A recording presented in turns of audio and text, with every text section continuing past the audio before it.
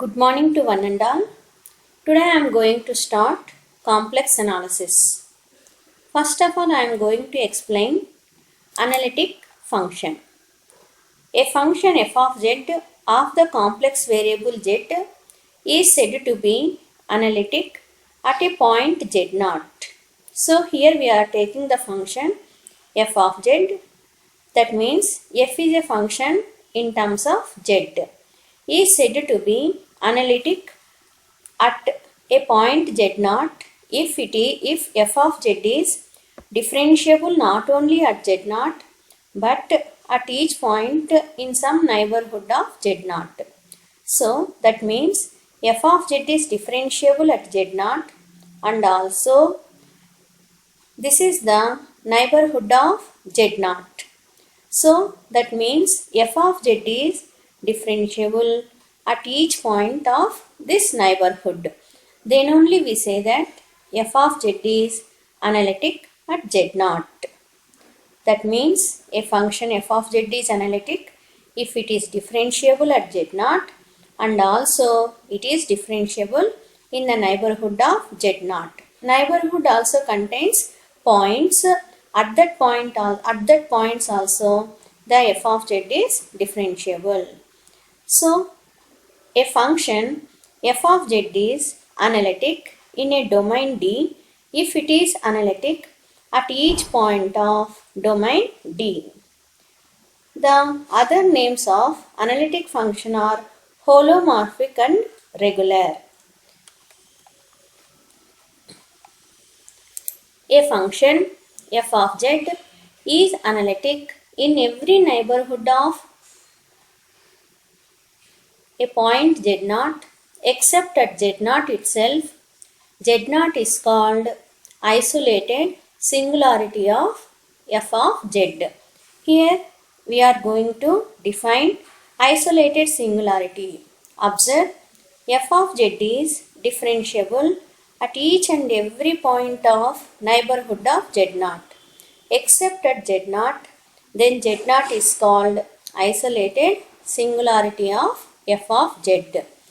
Now we are going to prove necessary and sufficient conditions for f of z to be analytic. Necessary condition for f of z to be analytic. First one, theorem 1. If a function f of z is always we define like this. U of x comma y plus I into v of x comma y is analytic in a domain D. The partial derivatives ux, vx, uy, vy should exist. Ux, vx means partial differentiation of u and v with respect to x. Uy and vy means the partial differentiation of u and v with respect to y should exist and satisfy the equation ux equal to vy, uy equal to minus vx. By data, f of z equal to u of x comma y plus I into v of x comma y is analytic in a domain D. Analytic means it is differentiable. In a domain D means f of z is analytic in a domain D means if you consider this as domain D, this domain D contains so many points. At these points, f of z is differentiable. Therefore, f dash of z equal to limit delta z tends to 0, f of z plus delta z minus f of z by delta z. This is from the definition of differentiation of complex function. Exists and is unique irrespective of the path in which delta z tends to 0. Observe, here z is a point, z plus delta z is one more point. These are the paths between z and z plus delta z. Z plus delta z becomes z whenever delta z equal to 0. So that's why irrespective of the path in which delta z tends to 0. F of z equal to u of x comma y plus I into v of x comma y. Now I need f of z plus delta z. How I am going to get means, simply add delta x for x, delta y for y. Here also delta x for x, delta y for y. Then you are going to get f of z plus delta z. If z equal to x plus iy, then delta z equal to delta x plus I into delta y. Observe, substitute these values in equation 1. Then f dash of z equal to limit z tends to 0. F of z plus delta z we have substitute. F of z we have substitute. Delta z we have substitute. Then you are going to get this step. Let delta z be wholly real. Wholly real means only we have real part. That means this imaginary part is equal to 0. That means delta y equal to 0. Whenever delta y equal to 0, delta z is equal to delta x. Substitute these two values in this equation. Then we are going to get f dash of z like this. Now I am taking u terms one side and v terms one side. While writing, here we have I, here also we have I. That's why I am writing I here. This negative term here, this negative term here. Observe, here in this term y is constant, x only changes as x plus delta x into x. That's why this is dou u by dou x. Here also only x is varying. That's why this is dou v by dou x. Here I is there, that I comes as it is. This is equation number 2. Now let f of z be wholly imaginary. That means real part equal to 0.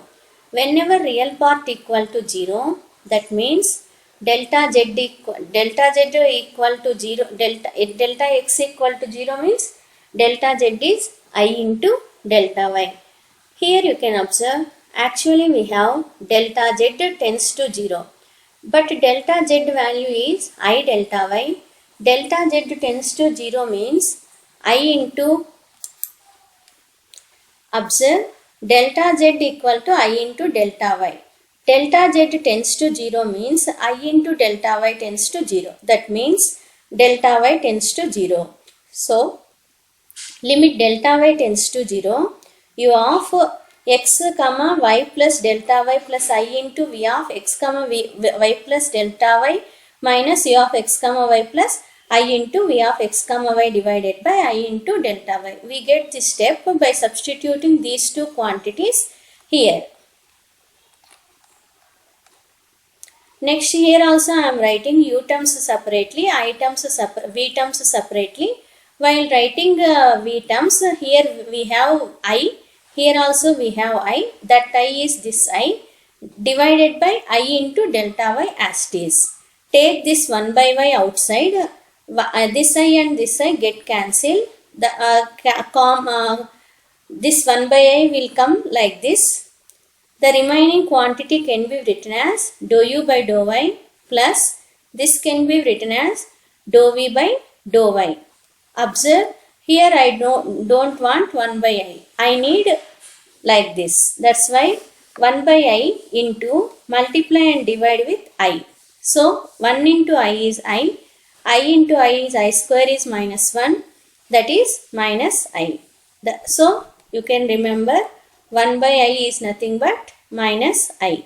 Dou u by dou y as it is, dou v by dou y as it is. Since f dash of z is unique, that's why here also we are going to get f dash of z. Here also we get f dash of z. Whenever LHS are equal, RHS must be equal. That's why observe, dou u by dou x plus I into dou v by dou x is equal to minus I dou u by dou y, dou v by dou y. Now equate real part, then you are going to get this equation. Equate imaginary part, then you are going to get this equation. First equation as it is, second one is multiply both sides with negative sign, then we are going to get this step. That means ux equal to vy, uy equal to minus vx. Hence the theorem is proved. These two equations are called Cauchy-Riemann partial differential equations. Next one, sufficient condition for f of z to be analytic. This is theorem 2. The function f of z equal to u of x comma y plus I into v of x comma y is analytic in a domain D if, first point, the four partial derivatives ux, vx, uy, vy are all continuous in D. U comma v are differentiable in D and ux equal to vy, uy equal to minus vx. So, observe f of z is analytic in a domain D if these two conditions are satisfied. Proof: since dou u by dou x and dou u by dou y are supposed continuous, we have delta u equal to u into u of x plus delta x comma y plus delta y minus u of x comma y. This is a small change in u equal to, we can write like this. Here you can observe I am writing minus u of x comma y plus delta y plus u of x comma y plus delta y. Observe here these two are same thing, just I am adding and subtracting. So the value of this function does not changes. Observe once here, from the definition of partial differentiation of u with respect to x, we are going to get limit delta x tends to 0, u of x plus delta x comma y plus delta y minus u of x comma y plus delta y divided by delta x. So here I am adding epsilon 1. Even though we are adding epsilon 1 here, the value does not change, because how I am taking epsilon 1 means whenever delta x tends to 0, epsilon 1 tends to 0. That means whenever delta x tends to 0, this value is tends to 0. That means you are going to get this step only. Here I am cross multiplying with delta x. Then I am going to get this step. So replace these two terms with dou u by dou x plus epsilon 1 into delta x. Observe here y plus delta y plus delta y. That means the y component does not changing.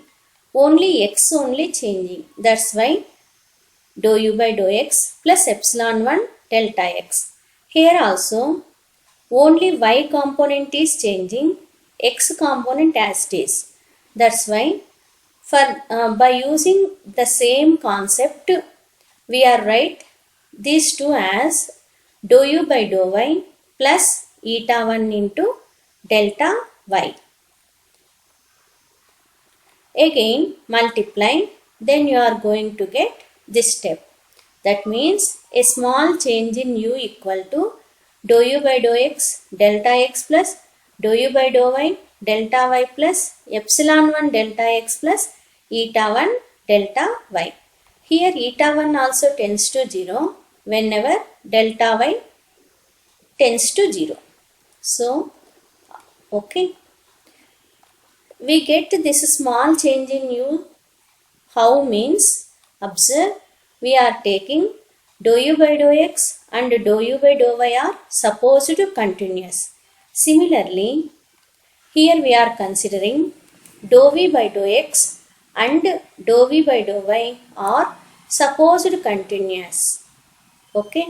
A small change in v can be written like this. Here also I am adding this term and I am subtracting the same term.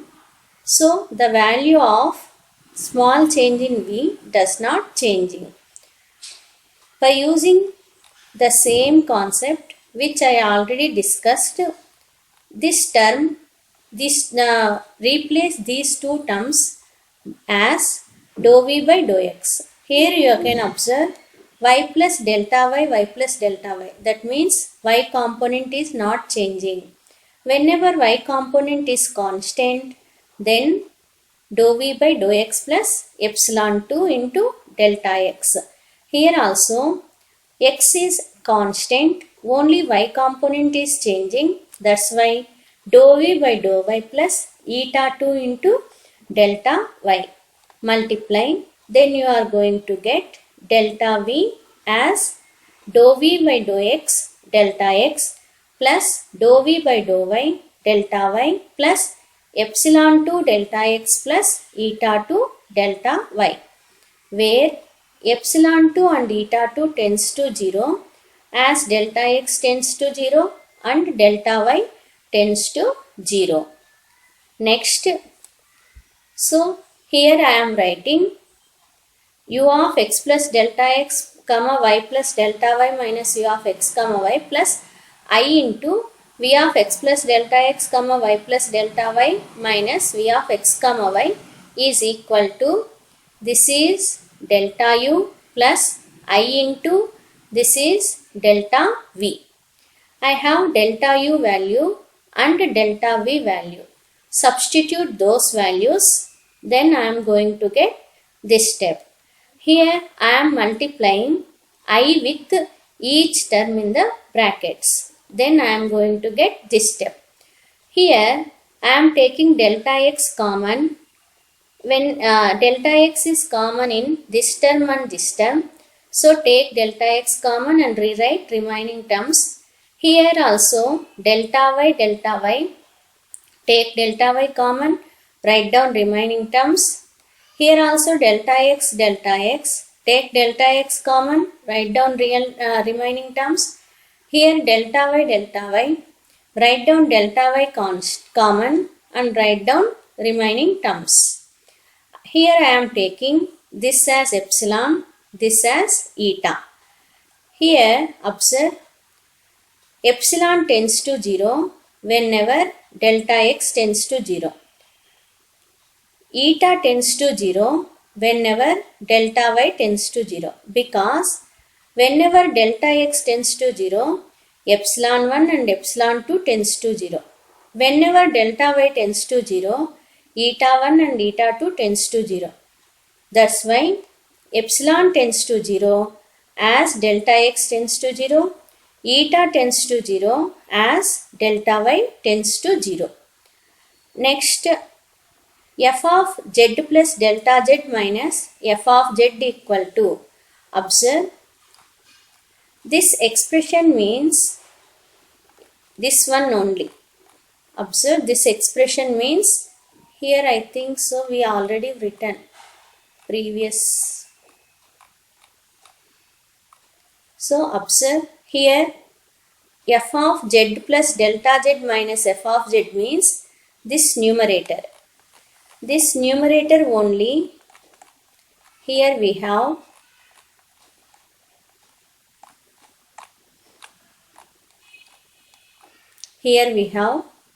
that's why I am writing f of z plus delta z minus f of z. So the answer is this one only. Observe this LHS is equal to this RHS, but this LHS equal to f of z plus delta z minus f of z. By using CR equations, we can write equation 1 RHS like this. First term as it is, dou u by dou y becomes minus dou v by dou x, dou v by dou y becomes dou u by dou x by using CR equations. Here minus means I written as I square plus I as it is. Here and here I common, take I outside and write down this as first term Write down this as second term. Remaining is as it is. Again observe this bracket and this bracket is same. That's why take common and write down delta x plus I into delta y like this. Remaining terms as it is. Here we know that delta z is delta x plus I into delta y, and take limit as delta z tends to 0. We see that divide this with f delta z, then we are going to get this expression. Take limit delta z tends to 0. So observe, whenever delta x z tends to 0 means delta z tends to 0 means delta x tends to 0, delta y tends to 0. Then this becomes, observe, this is delta x 0, 0 into anything 0. Delta y is 0 means 0 into anything 0.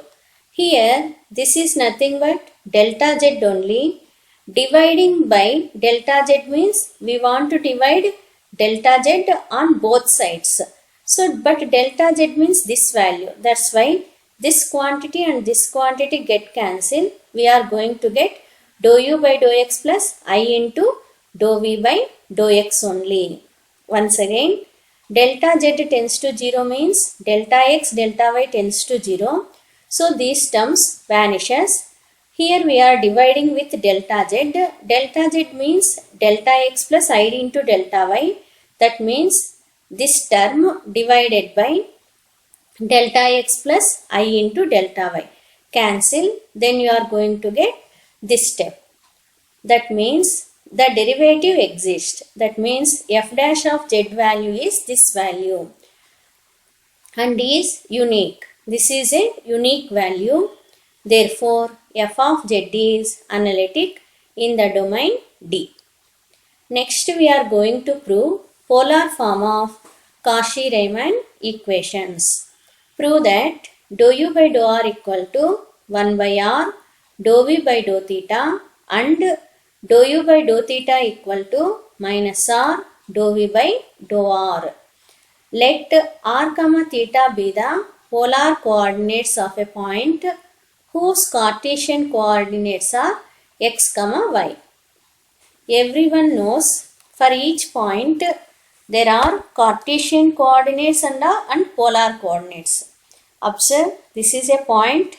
If we consider Cartesian coordinate system, the coordinates are x comma y. For the same point, if we consider polar coordinate system, the coordinates are r comma theta. Then the relation between polar coordinates and Cartesian coordinates, x equal to r cos theta, y equal to r sin theta. Substitute z equal to x plus iy equal to r cos theta plus I into r sin theta. Take r common. By using De Morvis theorem, this can be written as e power I theta. F of z equal to u plus iv. Z is r into e power I theta. This RHS as it is. R, I am rewriting this RHS as LHS, LHS as RHS. Now I am going to differentiate one partially with respect to r. Then u becomes dou u by dou r, I as it is, v becomes dou v by dou r, f differentiation is f dash. Here we are doing with respect to r, that's why e power I theta constant. For r, 1. 1 into anything is anything. That's why we are going to get this step. Again we are going to differentiate with respect to theta, dou u by dou theta plus I into dou v by dou theta equal to f dash of r into e power I theta. Here we are doing with respect to theta, that's why r constant. E power I theta differentiation is e power I theta into I. That's why we are going to get this step. Here I am keeping IR aside. I am going to write down remaining terms in one bracket. But this bracket is nothing but this one only. So replace this term by like this. That means dou u by dou r plus I into dou v by dou r. So now multiply IR into dou u by dou r, this term, I into I is I square, that is minus r dou v by dou r. Now I am going to equating real and imaginary parts. Here real part is this one, here real part is this one. Okay, equate. Next imaginary part is this one. Here imaginary part is r into dou u by dou r. Now this multiplication becomes division. That means r becomes 1 by r. This term as it is. These two equations are called CR equations in polar form.